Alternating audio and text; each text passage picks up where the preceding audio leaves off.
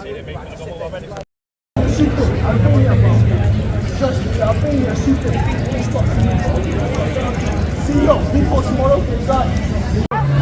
accommodation.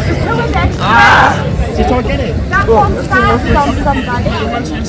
3 stuck up for him, and he got banged out. No, one banged him, and then obviously you have to stick up for it. Yo. Then he starts having to go back. He was banging me up, though. I'm beating him.